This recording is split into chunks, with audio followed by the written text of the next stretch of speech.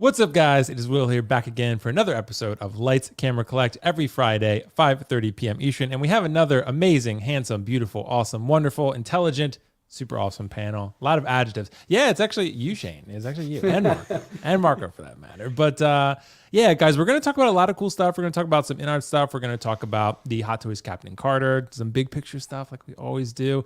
But before we get into all of that and address the chat, Shane, 1 6-figure focus. It's been a while, man. How you doing? Really good, really good. On midterm now, so it's been a busy few weeks, months, and just had a really good stream earlier on with Marco and the two Bens. We had B1 and B2, and I've got that T800 from Terminator 1, the police shootout scene in today, and I'm blown away. So I have nothing to complain about. I'm in a really good mood.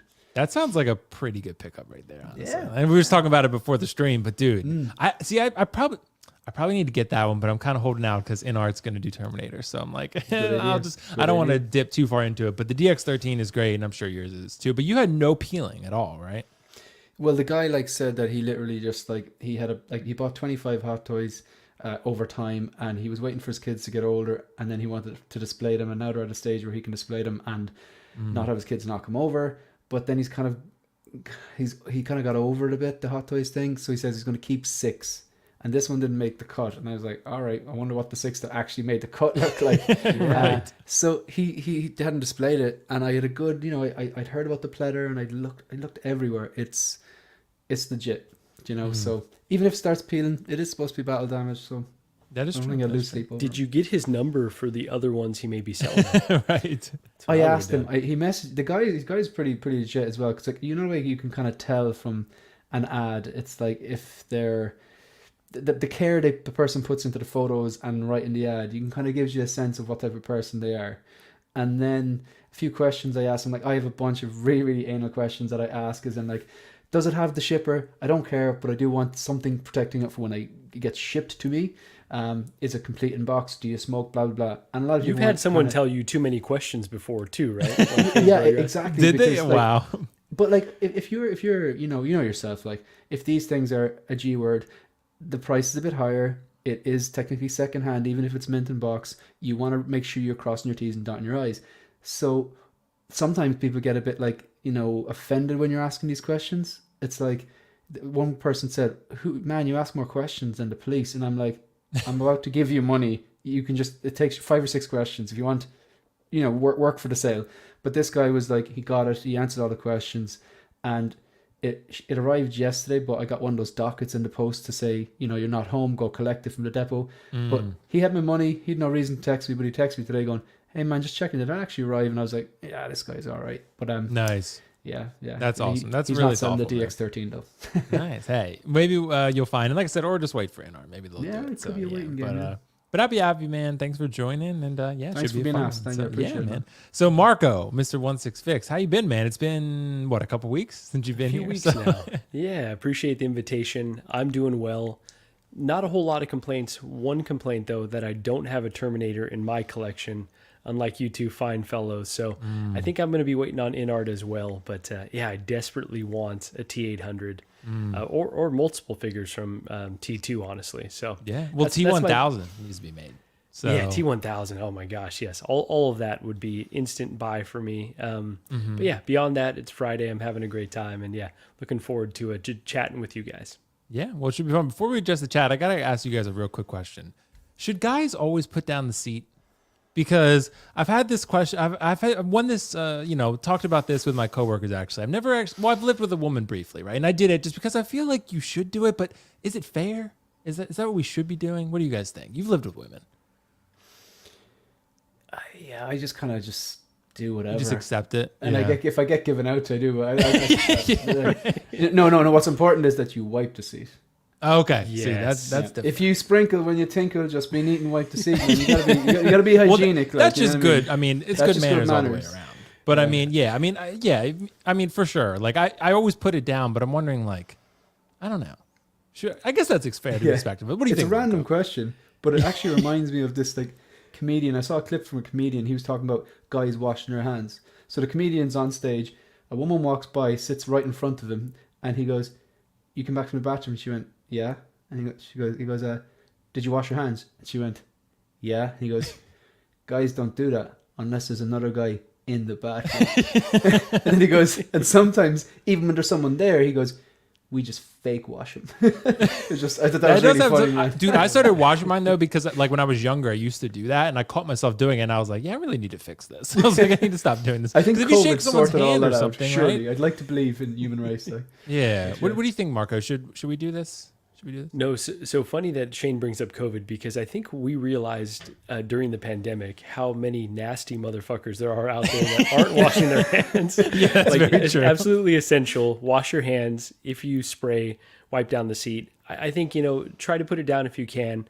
I know with me, I'm normally preoccupied with other things. I'm thinking about, my pre-order list and other figures that I want. NRDs. So, yeah, so I'll forget some of these easy steps, but remember those two. If you put down the toilet seat, that's a bonus, but I don't think it's a hard, fast rule that you have to do it every time. Well, because I've heard that it kind of is, and like they're like, well, like I don't look, and then I could fall in. I'm like, well, you have to look, like you have to look where you, like I don't just sit somewhere without looking first. But Exactly. I don't know. It's a double standard, right? But I think so. And Doc Smith even said, "Bro, Will, I'm married. I never put down the seat. My wife doesn't raise the seat for me." That's my point. That's my point. Where's the equity, right? Where's the equity? Anyway, but Gina did say, please do it. So if Gina says it, I'm gonna take Gina's word for it. So because Gina's great. All right, guys, let's address the chat real quick. Peyton 23. Hello, everyone. Peyton, how you doing tonight? Funky Cold Santa, hello. Love the username, Dingleberry. Hello, everyone. Hype for that Limp Toys John Marston. That does look pretty good, actually.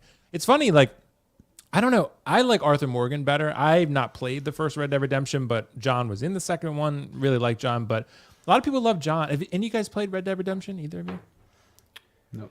Okay. I played both of them. I like John as well, so I think that would be a cool addition. Yeah, Arthur to me, man. I just love Arthur, but that's just me. But I got to play the first one. So, Mark Mitchell, hello, everyone. Safel said, let's go, nerds. What's up, Will and crew? What's up, Safel? Let's see here. Doc Smizzle was in the house. Gilbert Almazan. What's up, Gilbert? AJ Agarusa, the channel member. Hello, friends. Happy Friday. Hope all is well. Thanks so much. Doc said, dread it, run from it. Rabbit arrives, all the same.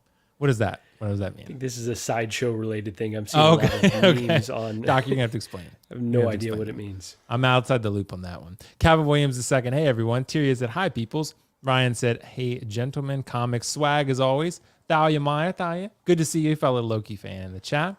Gina, like I mentioned, good to see you, Gina. Let's see, Unstoppable. Did you guys watch Black Adam? We did. We did. Shane and I talked a little bit about it. So I haven't talked to Marco about it, but I'm going to have to get his take on that. I had fun with it. That's all that I could say. I had fun with it. I know it wasn't a good movie. It really wasn't. That's how I feel about it. Yeah, that's how I feel. Not that offensive to me. Right. It's not that offensive, but it's not that good either, unfortunately. The Funky Cold Santa. Nobody smokes or has pets. Sean Bean himself. What's up, channel member Sean Bean? Good to see you, man. Hello. Tully said, what's up? The man himself. What's up? What's up, Tully? How you doing? Let's see here. Let's see. I think that's almost everyone. CT603, the toilet cover should be side if we were really going to unpack this. Yeah, I guess so. Especially if you have children. Yeah, you don't want children falling in or something. That could happen, right? So any number of things. There's a lot of safety hazards there. My husband left it up and I fell in. He always leaves it up now. Happy wife. Yeah, I think it's easier just to put the seat down. Happy wife, happy life. It's not that difficult. I was just wondering, like, in terms of the equity of it, but I don't know. It's fine. Just a curious question. 16-figure focus. Shane himself in the house. Doubly. Josh McCoy finally made another live stream. Thanks so much, Josh. Thanks so much, man. I think that's everyone. Okay. Yeah. All right. So, guys, we got to talk about Captain Carter, but I think Captain Carter gave us an angle to explore, right? Is accuracy the most important factor? And the reason I asked this question is because, to me, as someone who's not a huge fan of What If, but I did watch some of it. I did watch the Captain Carter episode. This, to me, looks very accurate. It looks very accurate to the show. I feel like it's a pretty faithful, accurate representation of what the character looked like in the animated show.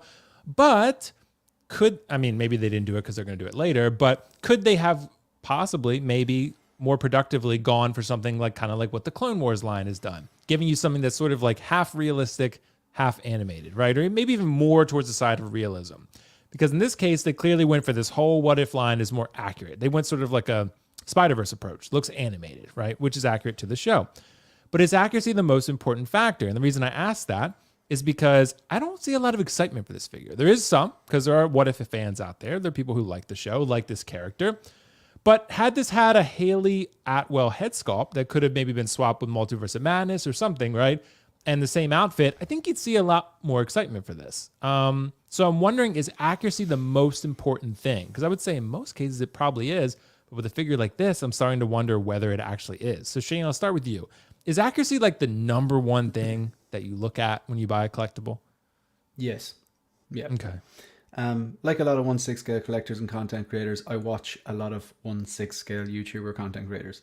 So like I've kind of an idea of where people are in terms of who the diehard posers are, who the fans of Inart are, or who, like myself and you, Will, you tend to go for realism over posing. Like I think we're in a kind of a similar mind frame with that. Like I prefer the realism, but I won't personally go statues because I still like the option to repose every few often. Whereas I'm not going to be like a diehard poser like say like Loco Lou or something like that. You know what I mean? So for this, I think they're doing it right. I think like I watched What If. I really like What If, and I will go back and rewatch What If. I thought it was a unique take of just showing the different ways things could have worked out in other universes or whatever. But me rewatching it would be the first ever Marvel Disney Plus show from Marvel that I'll actually go back and rewatch, because I don't think they have that much rewatchability. Now my point on this is, even though I'm going to go rewatch it, I'm not going to pick any of these up. But if I was to, I would want it looking as close as it could to what we saw on the screen, the animated version. Clone Wars, I don't collect Clone Wars.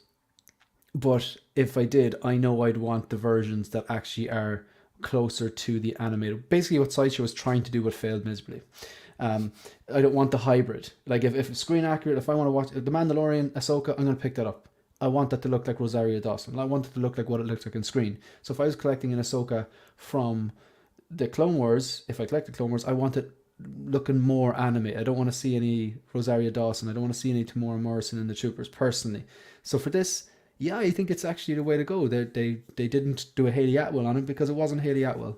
I thought they did a good job, and I think that's the way they should go. So I'd be more into, accuracy be more important for me personally. Gotcha. Yeah, totally makes sense. I think, Shane, like one of the hesitations some people might be having with like a figure like this is like, how does it fit into the rest of your collection? Because it's animated. And then when you have that with the more realistic figures, unless you have an animated line, which you could go down the What If line and put them all sort of in their own little area, that would work. But it starts to become difficult, I guess. So, but I'm with you. Like, I do think being faithful and accurate is what you could do important. is you could take the head sculpt off and then just pose it with the rest of the Multiverse of Madness figures when they come out. That's true. You know? Or just cut this one in half, and then you would have a great figure. Yeah. So, it's, you have a 1/12 scale at that point. So, exactly. But Marco, what do you think, man? Like, is accuracy the most important factor that you're looking at? Because when I see these animated figures, I start to wonder if that's the case. But I think it still is, probably. What do you think? Yeah, for me, like Shane was saying earlier, realism, that's my most important factor. And really the reason why I collect Hot Toys. I've dabbled with other scales, like 1/12 scale, and to me they were fine, but it's like, okay, it doesn't give me the same satisfaction as the detail and the realism of a Hot Toy. To me, that's the big wow factor and kind of what elevates these figures. And so really that's why I'm in the game.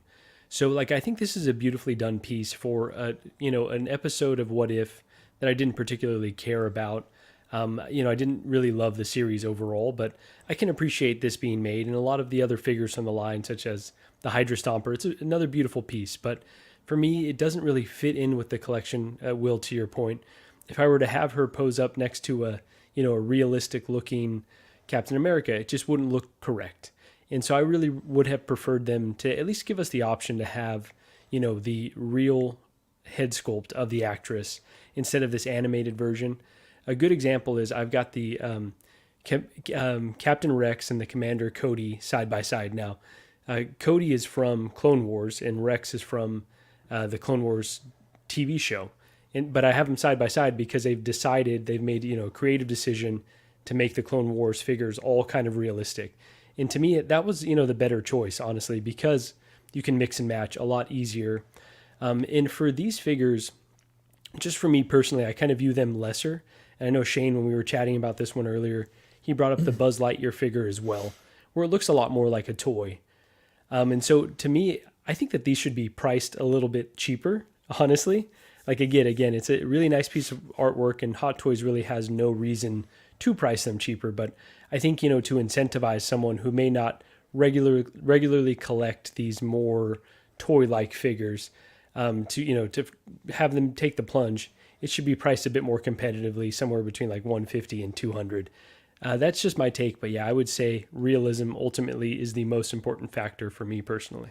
Yeah, and it's funny because I do think there's like you've really hit up the nail on the head there, Marcos, in terms of like there is a differentiation to be made between accuracy and realism, because this doesn't look real, but it looks accurate, right? So, and I think that's something that we sometimes maybe we mix the two terms, but I do think that overall this is a cool looking piece. I'm with you though overall, Marco, in that I just don't feel like I didn't love What If, right? So I was starting to think like if I was getting like if Hot Toys made Attack on Titan characters, right? Would I want them sort of with a more realistic look or want them more animated?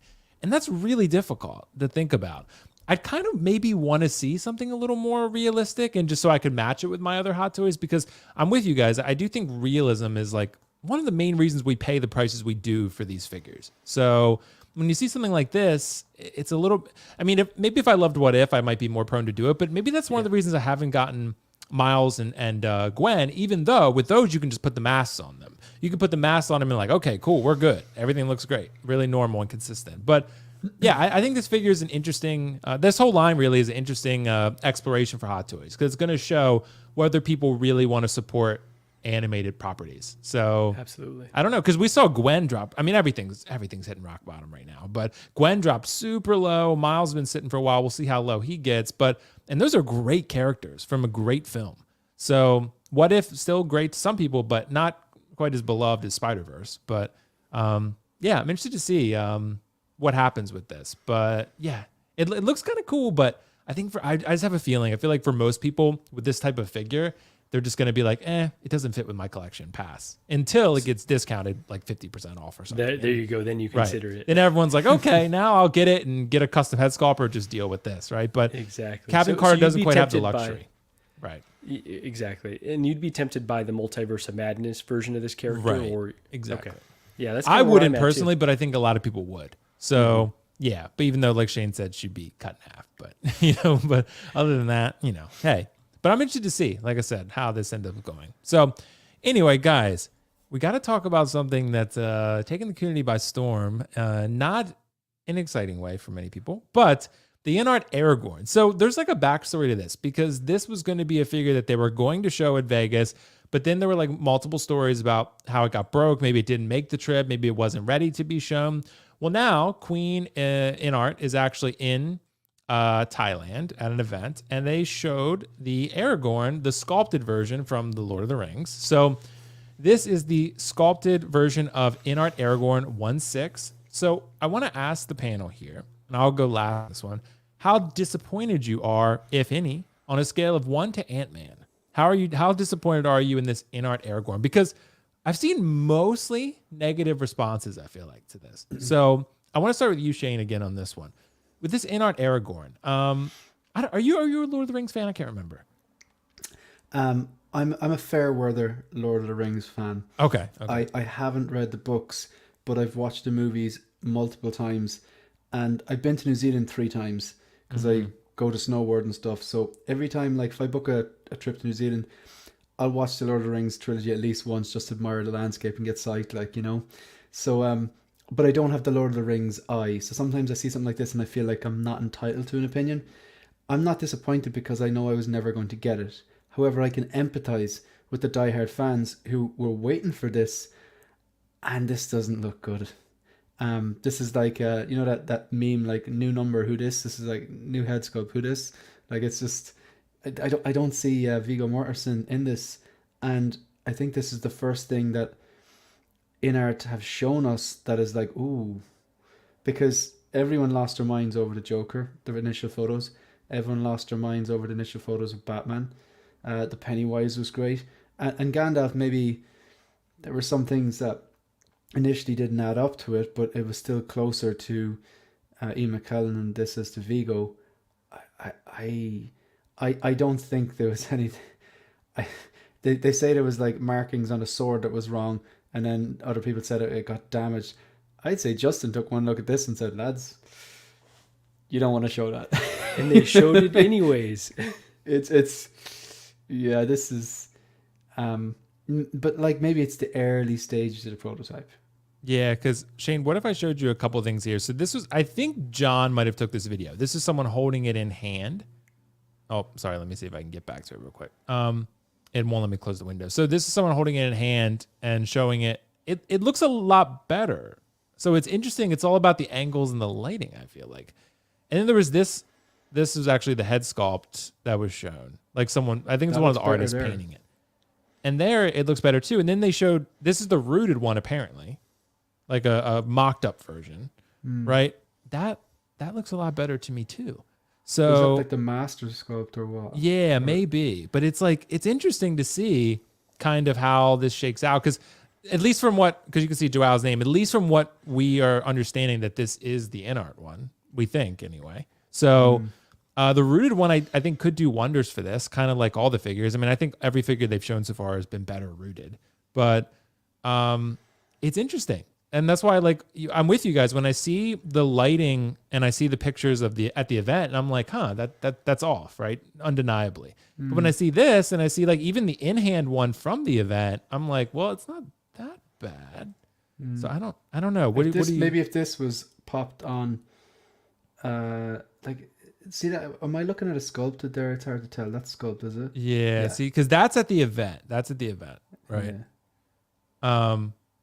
And I think there's promise there, but it's not. It's that picture is not perfect for sure. The rooted, I think, looks better because see the way his hair comes down over his face. Right. That can be kind of tricky to achieve. Whereas if character has like a ponytail or something, it might be a bit easier to achieve because it's not covering up their face, where that looks like almost a hood. Right. But And we do have to rooted hair remember, looks yeah, great. this is probably going to be like $450. I mean, it's not going to be cheap. Yeah. So The rooted hair looks better. Sorry, should I say? Yeah. no, go ahead. Yeah. Because I think it, I would probably get the rooted myself. I think most people probably will at this point, but I don't know. What do you think, Marco? What do you think about this Aragorn? Like when you see these pictures and you see the event, do you have conflicting views? What do you think? Yeah, on a scale of 1 to Ant-Man, how disappointed I am. I'm not like a huge Lord of the Rings fan. I do really have a lot of love for the original trilogy. Obviously, the Lord of the Rings trilogy. I'm about a 5, I would say. I think just nothing about the figure, from the sculpt to, everything about the tailoring, like just jumps out at me as like extremely superior. And right now, since Inart's in their infancy, they're really trying to prove like, okay, we're the top dogs. This is going to be the best of the best. We're going to justify the price point. And I feel like I understand now why they may have pulled the figure. Like it just doesn't feel ready to show. Now, I think with some minor tune-ups, it could really be a beautiful figure. I think the sculpt is close enough that they can get it tightened up and it'll look really nice. The sash, I don't know how like screen accurate it is, but it just doesn't look that impressive right here. So yeah, I think that, with time, with some energy, it'll get reconfigured and ultimately be a good release, but will it justify the $450 price point? I have my doubts on that. And I think they should have probably shelved this one and then moved up another release. Something that maybe was, a bit more impressive. Now I get it's tricky because they're trying to fund the company and they've obviously got to have a positive cash flow with the NRDs. And so, yeah, things are tricky in terms of a timing perspective, and they only have so many resources to create these prototypes. But I think that this one needs a lot more work before it was ready for prime time. And we've been pretty hard on Inart for their messaging, kind of conflicting messaging, images that get shown that don't necessarily show the figures in the best light that are released by them. And so I think they just need to tighten things up really severely and just put their best foot forward in terms of, the words they choose and the images they put out, because it is at a delicate point in time where collectors are a bit scared right now because there's a lot of money on the line. And if these don't come out really S tier, then I could see a lot of folks backing out. So I would just hope that they're spend a lot more time to improve this prototype and then also are just more cautious moving forward overall. Yeah, and I do get what you guys are saying, because when I look at this picture and I look at this would be a disappointing proto, no doubt about it. But it's funny, like I said, when I look at the in-hand one, or I look at the rooted one apparently. Like I'm much more happy with that. And I think that sculpt looks like a 9 almost. But when I see this, I'm thinking it's like a 7.5. Like it's disappointing. And for the price you would pay for this, you're right, it's not S tier, Marco. So, I think a lot of people, if this were the final product, a lot of people would be disappointed. A lot of people. This, at least with this lighting, it kind of looks like maybe a little bit above 3.0, something like that. So, but but 3.0, you're paying like under $200 typically. And then this, you'd be paying twice that. So I do think Inart's going to listen to this feedback. I think they monitor things pretty closely. So yeah, this lighting with this picture is off, no doubt about it. And the other sculpts from this same event look really good. So this is maybe Bruce Wayne needs a little bit of work, but this one is the weak link of those. But yeah, I don't know. I think the rooted sculpt will take this one over the top. I think that's going to be really important for this one personally. But what do you guys think? Yeah, the rooting really could, move this over the top. And I feel like this is a figure that really warrants that rooting.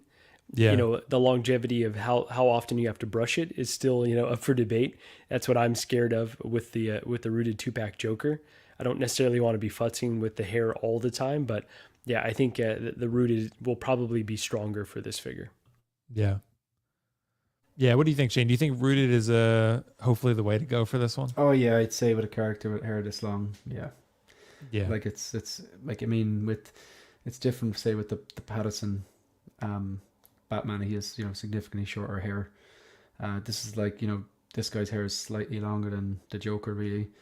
Yeah, so I think the rooted would be good to go. And I think even like the rooted, the way it's kind of wet, I think my memories from Fellowship of the Ring when they first meet him, his hair is wet. And yeah. So yeah, his hair pretty much always looks greasy or wet. Yeah, exactly. This looks like a big rubber band, though. I gotta look at the film and look at it again. This is like S tier packaging. They really want to pack in everything, like. But yeah, I don't recall that, but it was dark a lot of the time, I suppose. And like I said, I don't have the Lord of the Rings eye. I need to go back and watch it again and again.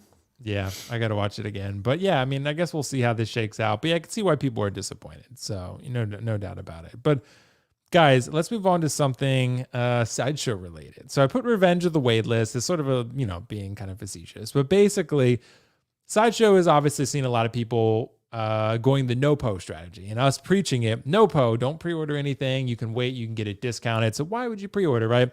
And now they're taking their revenge by saying, okay, you sons of bitches, don't pre-order anything. We're going to waitlist everything you want, right? They're doing that more so for business, not to spite us, but you know what I mean. So there's one actually that is getting close to waitlist, and that was a little bit surprising to me.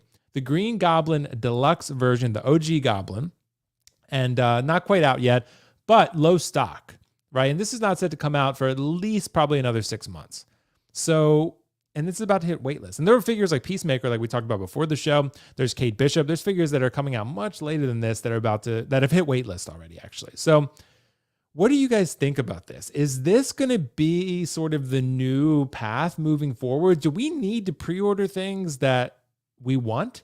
Because to me, I'm with this one, I'm still holding firm a little bit. I'm still going to be like, I mean, I don't think they're bluffing. I don't think they're bluffing at all. But I do think what they're doing, like we've all probably talked about, they're going to gauge interest from the wait list.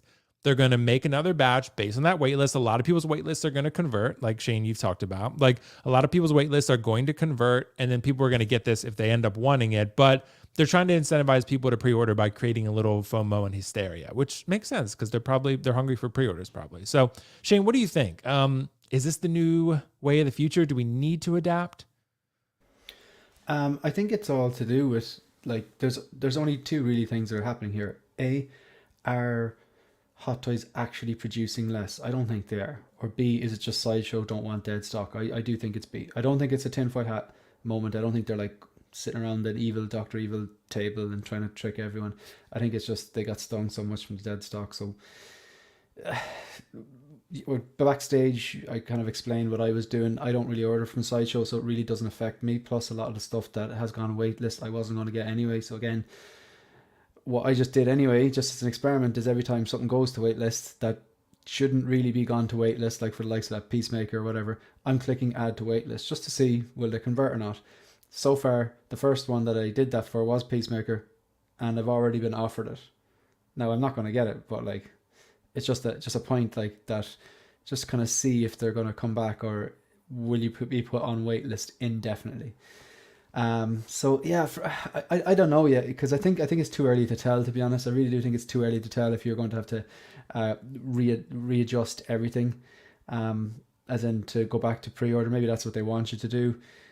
Personally, because I don't really buy from Sideshow, it doesn't really affect me so far anywhere. It hasn't done, because I get elsewhere. So yeah, I don't know. I wouldn't be going from Nopo to Dopo overnight anyway.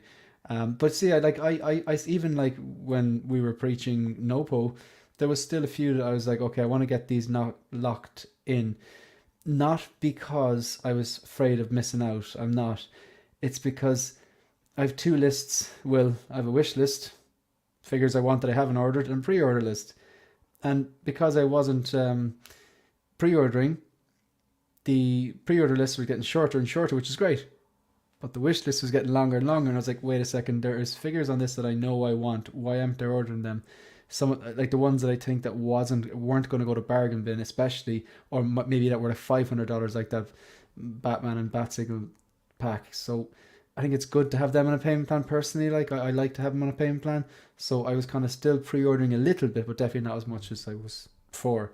So that's where I'm at the moment. Yeah, I don't think you need to rush out and do a U-turn on your pre-order habits, but maybe lock in the ones you really, really want. You're 100% not going to change your mind on. Yeah, because that's how I feel too, Shane, for the most part. Like I've given the example. If this were Cad Bane, you bet your ass I'll pre-order it. Like I'm not taking the chance, right? But if it's Goblin, which I do want, and I do love it, but it's not like I love it like DX Vader or Cad Bane, where I feel like I need it, right? It's not to that level. If it's one of those, yeah, I'll jump off and I'll pre-order, right? You got me there. You baited me. But for these, I mean, there are still, as of now, say Goblin sells out, right? Alter Ego still has it. You can get it from other places, like probably Comic Concepts, other places, Pop Culture. Hong Kong's resellers have it, I'm sure. So there are other places. I know people like the security and safety of Sideshow, and I do too. But you know, if you really want Goblin, then it's easy. You should pre-order it. But because I really don't think they're bluffing. Besides your waitlist probably converting, but short of that, I mean, there are other places to buy it too. But Marco, what do you think, man, about this waitlist thing? Is this something to monitor really closely, you think? Yeah, listen, we don't know what the future holds for the runs of Hot Toys. Maybe they're producing less. Maybe these things are going to become a lot more scarce. I definitely have my doubts, given that this is coming from Sideshow, and they have been pushing the FOMO so hard. Whether it's predatory emails that you get for adding a figure to the cart, like hurry, this you're going to miss out on Boba on Throne. We know they produce so many of those Boba on Thrones. It's going to be 20% off plus in the next few weeks, I predict. So, they're pushing hard on the FOMO. They've got banners saying, low stock warning. So their site is very predatory already in their marketing as well. I think this is, a way to, they must have hard data on forcing people into pre-orders. And so this is kind of a way, I think, for them to lock more people into pre-orders, get them on the wait list. When it converts, they feel like it's rare, and then they, lock in an additional pre-order. And then I think when these things drop, for most of them, there should be additional stock. As you mentioned, there's other places to get these figures. It's not just Sideshow. So I'm kind of with Shane. If there's a figure where you really feel like you can't miss out on, if it's going to be the end of the world, if you somehow miss out on it, try to find a retailer that doesn't have any shipping or any sales tax, and go ahead and lock in a pre-order, spend your NRD, but do that really sparingly, because I think we're seeing right now, these are so overproduced. There's such intense sales that you don't want to get yourself locked into a bunch of pre-orders, because likely these things are going to be sitting around for a while. The economic conditions in the future are very uncertain. So I think the demand for really premium collectibles is going to shrink. And so, I don't know that we're going to be going back to Hot Toys of the old, where people are buying a bunch of them to flip them. It feels like that ship has sailed, because there's just so many releases right now. There's no way everyone can keep up with all of them. So I'd say everyone hold, be patient, don't freak out. But if there's one or two figures that you really can't live without, then find a good place to lock one in.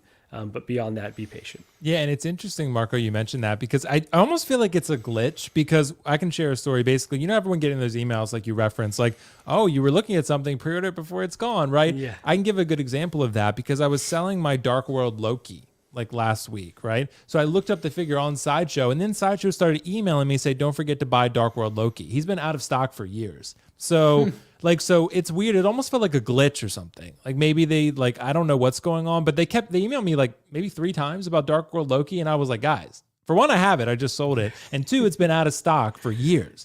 So I can't even buy it from you if I wanted to. So it's very interesting. It's almost like an automated glitch or something. I'm not I think sure it's what's automated. going on. I think glitches sounds generous though, because that's giving them Right. the benefit of the doubt that I don't think that they've earned based on other tactics I've seen. And not to beat up Sideshow, because their customer service is really top good. tier, and they've done me some solids recently. But I think on the marketing side, they're a bit sketchy in my mind. So glitch or predatory.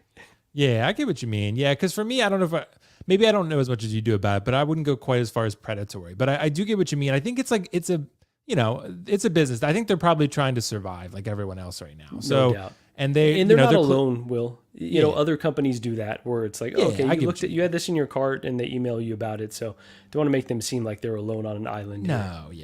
Yeah, because you're right. I get that type of emails from everyone outside the collecting industry too. Like I was just looking at T-shirts on True Classics, right? And I leave it in my cart, and they're emailing me like 3 times, like, "Hey, you left something in your cart. Like, don't forget." It's like all those companies do that, right? So it's pretty common. But I get where you're coming from for sure. So, I think they're obviously trying to move stock out of their warehouse because they're discounting everything all the time. And just wait until Black Friday, and then we got the Christmas sales they'll do too. And Spooktacular is ongoing right now, where like everything in stock is 13%, and they're getting other transactions going on. So yeah, it's but I do think this waitlist thing. I think this is the new thing. Like for the older figures, where Sideshow already put in orders, I don't think you're going to see this as much. But I think for everything going forward, I think this is how it's going to go.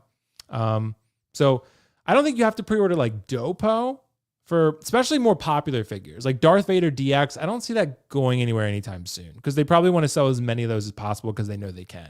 And the same with Cad Bane. But as far as and Goblin's even pretty popular. I'd say Goblin's like middle tier popularity, I would say. Like he's very popular, but like K Bishop, Gilgamesh, I'm surprised Thena's not on waitlist already, honestly. Like figures like that not that many people are pre-ordering probably. I could see those going pretty quickly. So I wouldn't see any need to like hop on it right now. You know what I mean? Yeah. So anyway, so guys, we'll monitor this and see how things go, but interesting developments. So, all right. So we're going to go back to Inart real quick. And I wanted to ask you guys a question here. Could Inart devalue Hot Toys collections, and is that a bad thing? And kind of what I mean by that is Hot Toys has long been the king of 1/6, at least in mass produced, right? Like we can always look at custom figures that cost thousands of dollars. We can look at any number of things like that where you're like, oh, and statues, even some of the statues, right? But as far as 1/6 goes, Hot Toys has been the king. They wear the crown, they still do. And they've produced the most lifelike, realistic, top tier pieces, S tier, as Marco put it, right?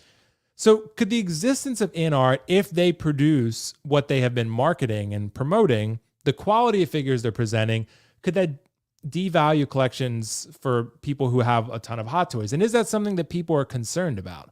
Because I think at the end of the day, we all want the best figure, but then we start to look at, like, say the Inarts come out as good as we hope, right? And then the Hot Toys, you look at your Hot Toys, some of them, especially the older ones, and you're like, that's not as good as it once was, right? And it kind of devalues it, not just monetarily, but in your heart. Because you're like, man, that's, like for example, if I still had the Hot Toys Pennywise and then I got the Inart and it looks like the prototype, I'd be like, well, this sucks.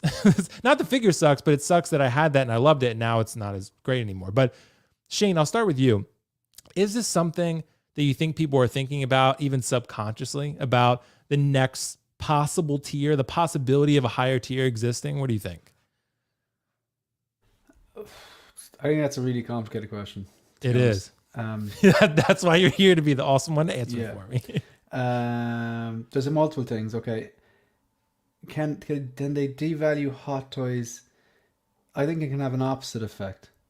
As in, Hot Toys might have seen the 2-pack Joker $1,000 or the single pack Rooted Batman 500, whatever it is, and went, all right, we're going to take another $50 here or there. So then the price The new figures are getting more expensive, so it's kind of an opposite effect. But then you can have like the effect where it could potentially devalue, let's say if they drop a Christian Bale Batman, which they say they are, and then suddenly people think that the DX19 is worthless, which it's not. DX19 is fantastic. You know what I mean? So Right. it's possible that that could happen, that maybe people just want to jump ship. Maybe people don't want to have 30, 40, 50 figures. Maybe they just want to have around 10. So they sell up their Hot Toys and they start just focusing on, like, say, like key characters. They might pay more for those key characters, but maybe they think they're better representations.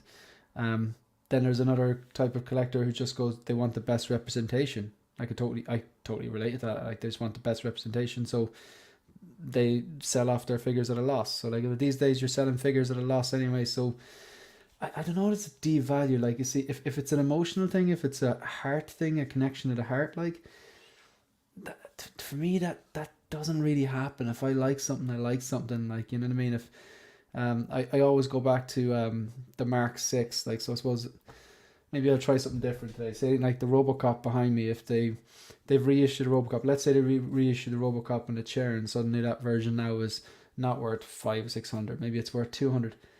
Like, I don't think I'd chase the new version, and I don't think I'd feel too bad about the one on my shelf being worth less, because I've no intention of selling it. But with that, I have to accept that when the time comes and I do sell it, if I do sell it and I take a loss, I can't whinge about it. Do you know what I mean? So I don't know. It's a very complicated question. Are they going to devalue things?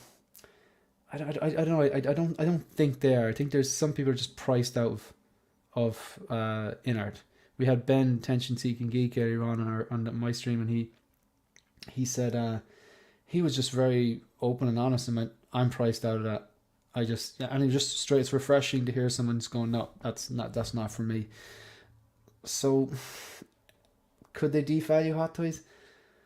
I honestly don't know. That's my kind of honest answer. There's a few different ways of looking at it, but I don't have the answer to that question. Sorry, it sounds like a cop out. No, it's a good answer, because it is complicated. Like, but I will say, like, the chat Shane has already kind of pointed out, and I agree.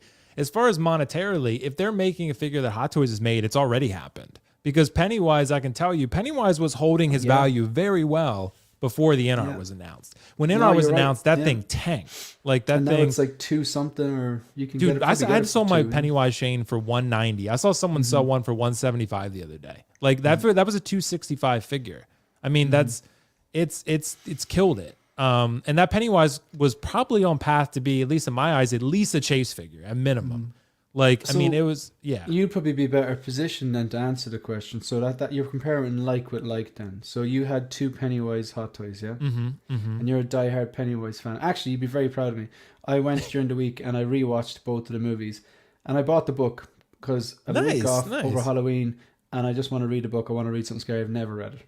But Okay. so for you though, when Inart announced the Pennywise, did you suddenly start looking at your own Hot Toys Pennywise differently? As in, it would bother you if you didn't have the best version? Is that what it was? See, that's a really good question, Shane, because originally after the first day, no. Because I was like, how could it really get better? And then I started looking at the photos and I was like, it's better, but I don't know how much better. But then I looked at it the next day with a fresh set of eyes and I was like, fuck, it's a lot better. Like the rooted hair, the eyes, the outfit, the tailoring, at least the prototype, it looks a lot better in my eyes. So the Hot Toys, I think if you put the Hot Toys Pennywise next to the Inart one, if the final product comes out like that, it's going to look like a toy. Like, I think the Inart one is that much superior. So I think if it comes out that good. So to me, I mean, it's not a fair fight with DX11 in this, because that's like an 11-year-old figure, right? Or something like that. It's a really old figure. But if they do a Bale Batman... But yeah, see, you know what, Shane? I sold my DX19. Great figure. But I want to see what Inart does. Because I sold one of them because I had 2. Yeah, There's a lot of room for improvement with that. There is. And also, you can always get, Pod. like, if you say you have the DX19, right? If Inart comes out with one and you just don't really love it that much, you can just go back and buy the DX19 for less than retail, probably. So, which feeds into our conversation now. Right. Like, that's a direct example. That's like with like you can't compare the DX11 because it's 10 years old with this, but you can compare the Patterson Batman with the Patterson Batman. You can compare the Bale Batman if they do it with the DX19 because they're the same. So that would be, and the pennywise a pennywise. So that would be, if you want to look monetarily, purely monetarily, then the answer is yeah. Yeah, totally. But if you're looking for emotional, it depends on which one you like better. You know? But I think emotionally too, Shane, it might be an alignment just because of the fact that if it's better, I think people are going to want it unless they're priced out. If they're priced out, that's different. But like the Pennywise, the fact that it's already devalued the Hot Toys shows you that it's devalued it emotionally for people too, because those people who had one are selling it all for cheap just to get this one. So But doesn't that depend on if like the more expensive version is actually better? I know 9 times out of 10, it does. what you get what you pay for. But there are examples where things are more expensive, and then they're not as good as something that might be a bit cheaper. Sure. Like some people would say that about Apple computers, right? Like you pay more for that, and a lot of people love Windows. I have Apple and I love it, but I get they're overpriced, no doubt about it. So, but yeah, you could absolutely say that. But Marco, I want to include you on this one. What do you think? Is this a thing that's happening or will happen? Is it a bad thing if so? Yeah, no, I think that this is definitely possible for Inart to devalue a Hot Toys collection, but I think it would happen over a long span of time, right? Like 10 plus years, only because, we've seen their first phase kind of trickle out over the first year. And then, next year they'll kind of complete the rest of that first phase. And it's a lot of figures that, Warner Brothers properties, obviously. So some crossover with what Hot Toys has produced, but we know Disney is such a large share of what Hot Toys has done. That's probably the majority of most people's collection. But if Inart's able to secure that license for whatever crazy reason, I mean, they already do the statues, so it's not so far-fetched. And we know that they're not shy after, going after figures that or characters that Hot Toys already produced figures of. Then I could see kind of over time them chipping away if they are head and shoulders above Hot Toys. That would, honestly make Hot Toys raise their game though. So we'd probably have, these two competing companies, really high quality figures, and a lot of, choices to choose between the same character, with two different companies. And I think at the end of the day, that'll probably leave what we have currently in our collections kind of in the dust and really accelerate the arms race moving forward. But yeah, Inart has a lot to prove still on how great it's going to actually be in hand. Obviously, we're all really hoping that it's going to be the next step in collecting, but it feels like there's a lot of unknowns still. So it's possible, but how likely it is, I don't know. I would still put it at, 50% or less 50% sounds generous, a lower percentage than that it would actually happen.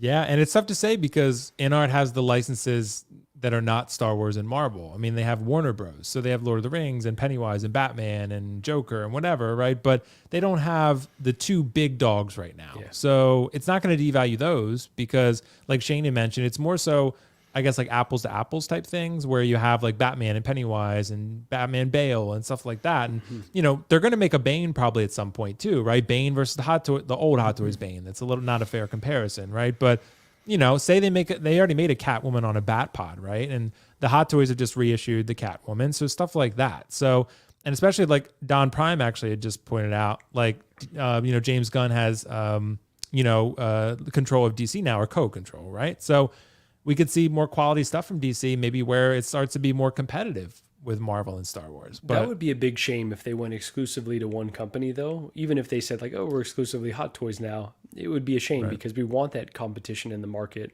because it's going to be the best thing for collectors long term, even if that means that our figures current day end up looking not as great as what's going to come in the future, which will happen naturally anyways. The only thing, Marco, with that is that Hot Toys doesn't really touch DC much. So they don't really do that much with it anyway. So it's kind of like maybe they should just focus on Marvel and Star Wars. So then they could get things out faster and pump out more characters from those and just kind of let Inart have DC because Hot Toys doesn't really seem to care about DC. Like they may get Black Adam or, or Dark Knight, but that's really about it. I mean, they don't really, you know what I mean? They kind of leave that license untapped. Is my point. They could have gone deeper into the line, and I do enjoy a lot of the DC properties, but it has also seemed like DC doesn't care about DC recently too. That's so true. That's I don't blame them for that not going fair. all in.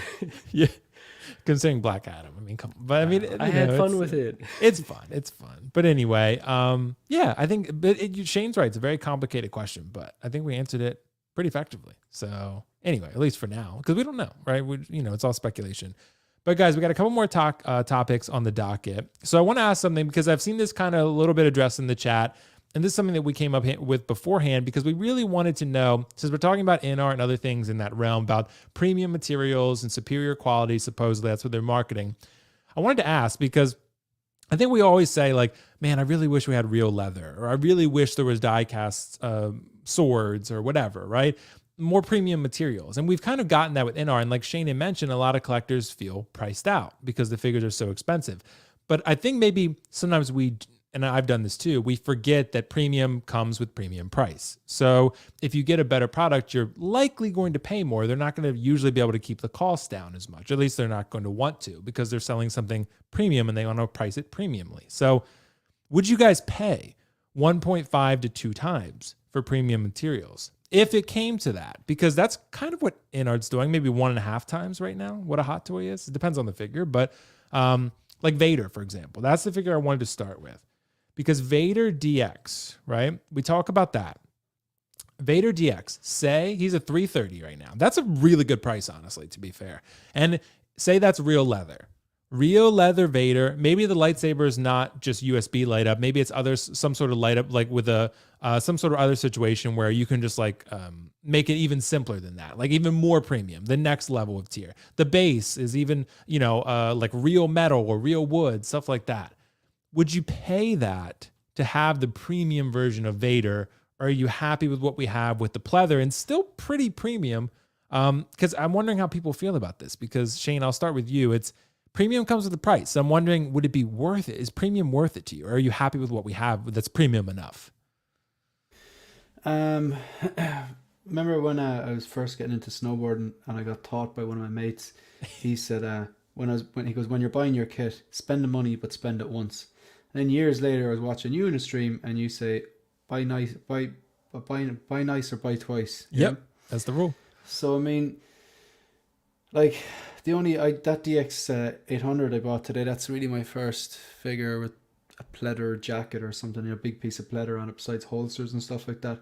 So depending on how that goes, could help me answer this question. If that's going to degrade, then I think it probably is worth spending the extra money if you get leather materials. Case in point, maybe the Wolverine for Days of Future Past, they made a point of saying real leather jacket when they were advertising that. So if it lasts longer, you know what I mean? Do I want to have like a pleather Vader here, and then in like, I don't know, 5 years time it's flaking and falling apart, or spend an extra bit of money for the pleather pieces and then it be lasting for 20 years? Would it last 20 years? I don't know how long it's going to last, but if it lasts significantly longer, it would have to have a benefit. You know what I mean? Right. So yeah, I wouldn't mind that. I don't want to pay anymore. I'm a bargain hunter. I mean, come on, I hang around with Marco there. That's right. But like, if it's just like you get what you pay for, like, so if it is proven better quality materials, it's going to last longer and better fit for purpose, I don't mind spending a bit extra, to be honest. Right, because say for this, for example, right? Because Riley pointed out in the chat. So what's up, Riley? Thanks so much, bro. This is already $445 for this, right? Say they offer this with rooted hair for Tobey Maguire, and it's $600, $650. Is that worth it to you, Shane? I mean, Spider-Man might not be your favorite, but say it's your favorite character.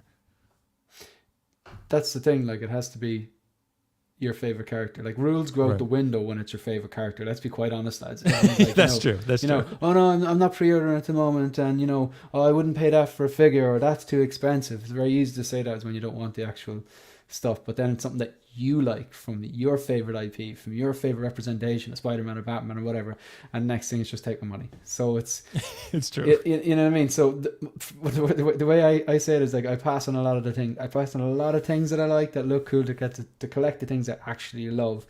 But because I have those rules and I've recognized this is important, this is a priority, and this sort of stuff's not so much, because I make all those passes, I can afford to splurge on the things that are my favorite character, that have that extra few things, like, so case in point, 2-pack rooted Joker, or maybe the Bale Batman that they're inevitably going to do, hopefully, or maybe that limited edition Joaquin Phoenix Joker. They're the ones that you're like, yeah, let's just suspend the rules for a minute and bend them here, because this stuff is more important. You know what I mean? So Yeah, rules are like, and Shane, like we talked about maybe before the show, like say Inart does that Terminator 2 line, maybe they make it a 2-pack. They give you an Arnold clean and an Arnold battle damage, right? Real metal endoskeleton. Right. And they could, right? Yeah. And maybe like with the Arnold would be rooted hair 2-pack, right? Clean version and battle damage version. Maybe it's 1300, right? Yeah. I'd probably pay that. I mean, cause it's Arnold. I mean, so that would be hard to pass up.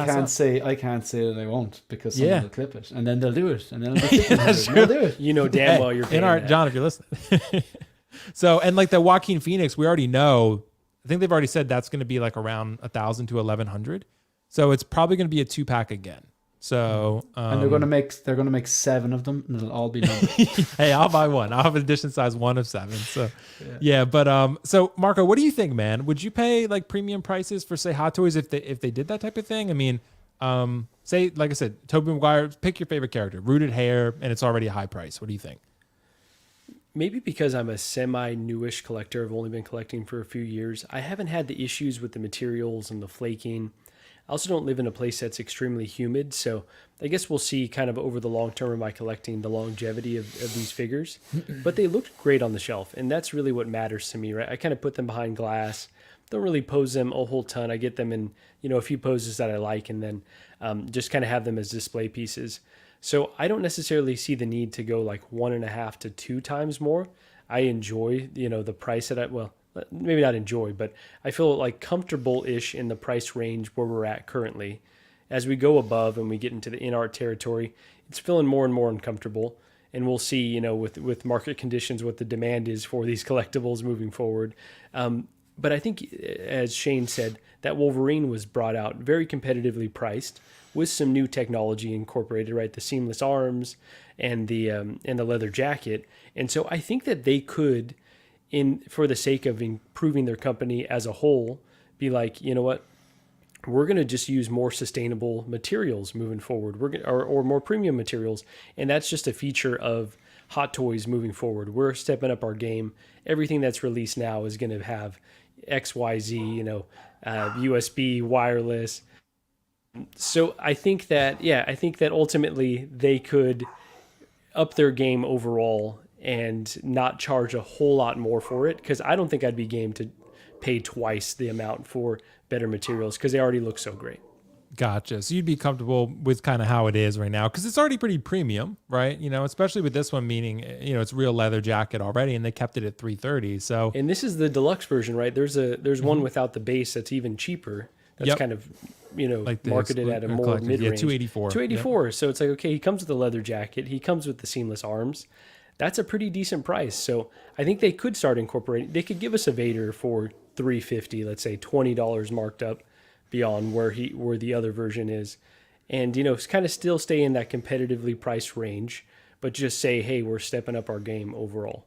Yeah, could be. But yeah, I mean, it's interesting to see, and I want to, I'm reading the comments in the chat too while we're talking, and I'm interested to see how people feel about that, because I think we all kind of thought, with 1.6, like there's a certain threshold in terms of price that we would reach, and then we'd be priced out. But I do think a lot of people are kind of breaking through that barrier. I think Inart is kind of showing that a little bit. Like I was one of them. I was kind of like, well, I don't think people are going to pay $500-600 for a figure in 1.6, but boy, was I wrong. So, and I'm doing it. I didn't think I would be doing it either. But if the product is superior and it's a character you love, then I think you'd be willing. Like Shane said, the rules go out the window when it's a character you love. Like, I mean, they did the Loki quarter scale statue, and it's rooted hair, and it's like $1,200 for a quarter scale statue.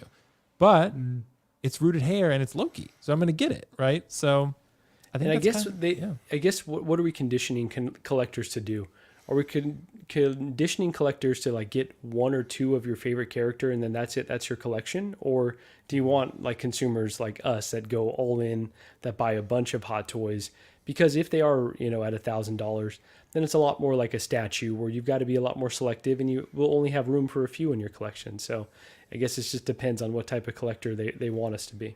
Yeah. And like I said, the Vader DX is the example I tend to look at a lot, because real leather, that would be nice. And, maybe they do a Winter Soldier again and they give it real leather. That would be nice, because that one tends to flake pretty often. So mine hasn't, luckily. I don't want to, knock on wood there on that one, but tends to flake a little bit. Guys, we got one more topic on the docket for this evening. I want to ask you something. Does it feel better when everyone else, maybe not everyone, but when other people like the collectible you own too? So I feel like sometimes this happens too with like lesser popular properties. Like this is going to be, I think this is a thing. Like for the people who buy Morbius or the people who buy Thena or Gilgamesh, right? Those are not super hot properties or characters for that matter, but you might love them. But I feel like I'd be willing to bet that a lot of people, when they look at that, they're kind of like, oh, I'm so really happy with this figure, but I don't feel like it's comfortable sharing it, like in the groups, because some people might be like, oh, but the movie sucked or whatever. And it kind of like diminishes your enjoyment of it. You know what I mean? Compared to like something that everyone loves. I mean, I know not everyone loved the Obi-Wan show, but everyone loves that Vader. So if you post that Vader, very easy, right? That's going to get you a lot of traction. But some of the other stuff, like I have sequel figures, right? And I love those, but a lot of people are going to be like, oh, but they're sequels. Sequels suck. So, like, you know what I mean? It doesn't take my enjoyment out of it necessarily, but it's one of those things where I'm like, man, I wish other people liked this as much as I did sometimes. But I have Scorpion from the Mortal Kombat film. I love that film. Not everyone does, but I love the film and the character. But I wanted to share, I was going to just share this, Marco, real quick for you. The She Said No podcast, because I wanted to give the example here, right? This is just Nightmare Batman that I pulled up. It's just the one that I found. But it helps, I'm assuming, Mark, I'll start with you first on this one. It helps if Gigi's on board, right? And one likes it too. Like I've seen this with Lael and Toya also. Like Lael asked Toya on the live stream, be like, what do you think about this? She's like, well, I don't know. I don't really like this or like that one. He might get it anyway, right? Yeah. But I think it helps. It helps when other people, at least people you care, the opinions you care about, that they like it too. So what do you think about this, Marco? Does that affect anything that you do? Does it feel better? What do you think? Yeah, I would like to say that it doesn't, because ultimately I think we all want to collect, for ourselves, for, build a collection of things that only you love. That being said, you listen to others' opinions. This is why we love these live streams and love talking about them with others, because sometimes you can be either persuaded to pick up a figure that you initially weren't that sweet on, or you might be like on the fence about something, and then you hear Will talk about the Rey figure that came out from Rise of Skywalker, and you're like, maybe that figure is not so bad. And that's actually one that I have in my collection that I love personally, that I know a lot of people don't have a whole lot of love for, but because it's a character that I think is kind of cool, it's something that I like adding to my collection. But then there's others like this Morbius, where I don't care how how good someone maybe would tell me this movie was to them, or how good this looks. To me, like, this figure just doesn't look great, and I have no interest in the movie. So there's certain Price areas is where bad, though. well, $260. I know it's all steal relative these at this days. point. It's still Yeah, these it days. is. Yeah, the Stina, this is a great one as well. I think this looks great. I didn't particularly care for the film, but I think Angelina Jolie would be cool to have a figure with this great likeness in the collection. So, I think it can kind of matter, and it can kind of sway your opinion, but at the end of the day, I think we've got to work on our own compass. And if you're going to spend this amount of money, you shouldn't necessarily be too influenced by others, but totally understandable that you could be swayed one way or the other every now and then. Yeah, and you got some great feedback here. Layout in the house. The only thing that matters is if other opinions shape your own opinions. I can care less what other people think. I love what I love and show what I love. Dude, that's absolutely how it should be. I feel like subconsciously it affects a lot of us though, whether we admit it or not. It might not change your decision, but it's something I feel like you think about. I feel like I'd be willing to bet anyway. Not for everyone, but whether they admit it or not. But I would be willing to bet that. That's kind of why I share Kylo. For me, I'm going to get Kylo regardless of what people say, right? But I think about that, and I'm just kind of like, man, I love that figure. But like, if you have Yondu, for example, that's a much easier thing to like post, and everyone's going to be like, that's incredible, right? But if you have Kylo Ren, great figure and great head sculpt, but a lot of people are going to be like, oh, but the character was whiny or whatever, right? And I get you don't always care what everyone thinks, but it's subconsciously, I guess, a consideration. But what do you think, Shane? A more recent example. I'm sorry, it's okay, Marcus. Will. I'm just coming to mind right now. Yeah, go ahead. The Punisher War Machine, when that first came out, I actually bought that full price. Again, shouldn't have done it, but it was something that I thought looked great. I heard people say like, this is bland or whatever. Went all in on the Punisher War Machine. One of my favorite figures in my collection, honestly. And then I think it was, maybe we were watching Anthony's stream. I know that's a figure that he really likes. And there was others that were chiming in like, yeah, actually Punisher War Machine's a really sweet figure. And then it kind of made me feel good. Like kind of made me feel, like just to confirm like, oh, others do enjoy what I do enjoy. Sometimes it can matter. Again, not that it should, but sometimes it can. Right. What do you think, Shane? How do you feel? Where do you stand? Oh, I don't care. Like, it's, like at the end of the day, I get up. No one's gonna go work for me. I gotta go work, and I gotta put my savings apart, and I buy what I like, and that's it. Like, it's a bit like introducing your girlfriend to friends. If they don't like her, tough shit. She's my girlfriend, and I do. Right? So You're gonna like her eventually. You know, it makes life easier if your friends and family do like your girlfriend, obviously. You know, and you want people to like and whatever. Like, but no, like collecting, it's like no, I just kind of get the things I like, and I don't really give too much thought to someone who says what's bad or good or whatever like that. Really, like, I mean, even like the cable figure, like, I had it. I ordered it with Sideshow. It was my second last order. I didn't think it was worth $270 judging on the prototype pics. I still wanted it, so I cancelled it and I got it elsewhere for a price that I thought it was worth. And after having it looked and played around with it and posed it in a way to cover up those joints, I was like, yeah, I like this. So I still hear a few people like, and myself included, I was like, yeah, it's too skinny and the head sculpt softened. I still stand by those 2 points. The joint is awful, but if you cover it up, it looks good. But what I did say in my initial response to that, to the release pics, that if you find the right pose, you shouldn't have to. You should be able to pose it topless. You should be able to pose with the t-shirt. You should be able to pose with the t-shirt and the vest or everything. But I did say if you have the right pose with the poncho, which I was going to plan on posing with anyway, it would look good. But like, if people start going, oh man, the figure sucks, I wouldn't care because I know it looks cool on my shelf and I like it, you know. So it's nah. Do you know what I mean? At the end of the day, like, once you turn off the internet, it's just you and your collection. Do you know what I mean? It's doesn't matter. true. And Shane, I think cable's a really good example maybe on what I mean, because with that one, when the prototype photos came out, right, and all of the YouTubers and all the people in the Facebook groups, everyone was losing their shit, right? We were all like, this looks terrible. This looks really bad. But I'm sure there were some people out there that were maybe on the fence thinking like, oh, I kind of don't think it looks too terrible, but I'm kind of on the fence. But they may have canceled it because of all the backlash from it, because everyone's sort of telling them that it's bad, right? So I do think some people might be swayed by that, where they might be like, you know, especially if they're on the fence. If it's a character you absolutely love, like you said, the rules go out the window. Like, even if it's not a 10 out of 10 figure, you're probably going to get it anyway. But if it's a cable for a character you like, and you're just kind of like, and everyone's just like shitting all over it, then you're probably going to be like, I'll just join and shit on it too. You know what I mean? Like, I'll be honest, like when I saw, that was like probably my most anticipated figure of the whole year, because I thought out of all my pre-orders, it was really unique. It wasn't like, you know, it wasn't DC, it wasn't Star Wars, it wasn't MCU, it was Marvel. There's a difference, you know. And like, I don't have to explain to you what's the difference, obviously. Like, but sorry, no, okay. But you know what I mean. It wasn't MCU, like, and it was like uniquely so unique. shit, unlike the other figures you were gonna. Sorry, I said it was uniquely shit, unlike the other figures you were anticipating. So. yeah. Shut up, Marco. But it was like, it was just a future warrior look. And it was like, I was talking about this earlier on with Marco. Like, I love figures that you can pose them with a lot of their accessories, but not make it look like you're forcing it. Like the Snowspeeder Luke, you can have the lightsaber on the hilt, the blaster in the holster, the helmet with the visor down. You can be holding that kind of, you know, grapnel gun thing, and that looks natural. With the cable, you can have the bear hanging off its back. You can have the time machine thing on its wrist. You can have the two guns in the holster, the poncho, the huge BFG, and that's the way he time travels. So it's perfectly legitimate. Like, and you can make it look really good. Like, so it's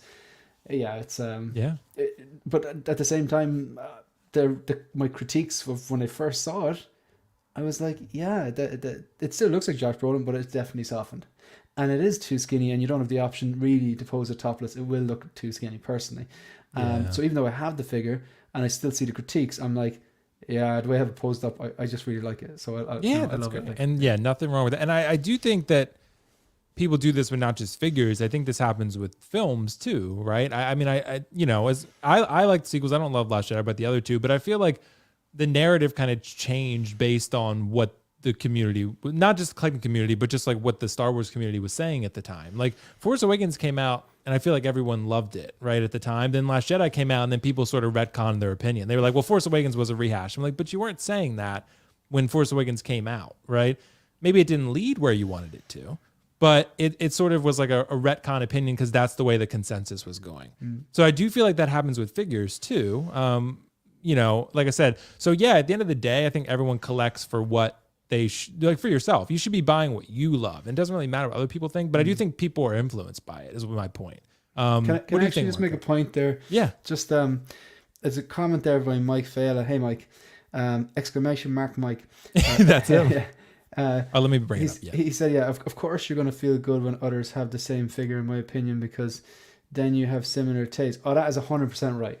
Because you're kind of riding the same wave then. Like, Right. but like, I suppose if the friends don't like a particular figure, you know, I personally wouldn't do a U-turn and then not like it. And I presume we're kind of all like that. Like, but that's so true though. When you're buzzing off something and you're really into something, and then like, say Will's really into it and Marco's really into it, and people in the chat, and you're like, you know, whatever, the Inart Joker or whatever it is, it's like, or Terminator 2 figures or something. Like, there is that kind of a buzz when you're all hyped, because it's like you found this tribe of people who, you know, are into the same stuff. That's a buzz. Like that. And I do think, Shane, Marco, and I'll let you go after this. Like, I do feel like another way you could look at that is to getting someone to buy the figure in the first place. Because I think there are a lot of people that were not going to buy the Rey from Rise of Skywalker until it came out and people started reviewing it. And people had no interest in the character or the figure, and they bought it because other people were loving it, right? So I do feel like, whether, like I said, some people admit it or not, that it does matter to people whether they say so. Because if they're that easily influenced by other people's opinion, then what other people are saying does matter to them.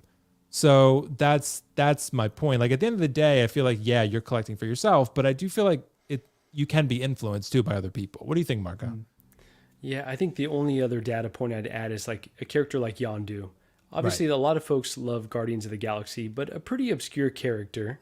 But because the rhetoric around it is that it's a grail, and like anyone that has it, it's like the best head sculpt, which undoubtedly all the pictures that I've seen, it looks terrific. But like that, you know, influences what the market feels about it, what people feel about it, for ultimately a character that would just kind of be a side, like, you know, throwaway. But because, you know, folks are so high on it, that impacts how others are feeling about it.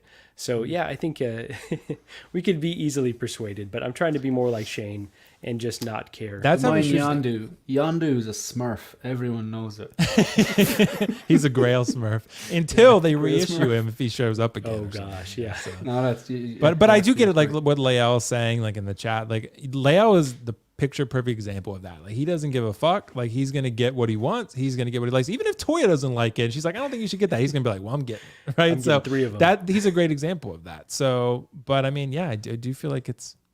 Hey, the fact that we were able to talk about it this long shows that it's something that's interesting, right? So, guys, thanks so much for joining, and let's go around to our awesome 2-guest panel here. Mr. Shane, 1/6 Figure Focus. Dude, thanks so much for joining, man. What do you have coming up on your channel? Because I know that people are excited to hear. Thanks for the invite. Actually, it was a nice surprise there, because I was going to go to bed early today, but this is more fun. So I got this in during the week. I was going back and forth with it, but yeah, look, original trilogy, and it's brother cousins. So, you know, come on, how often do you get to get a 6-scale brother cousins Not on often. the on the shelf, like, you know? So the Space Pimp, you had to get it, and then,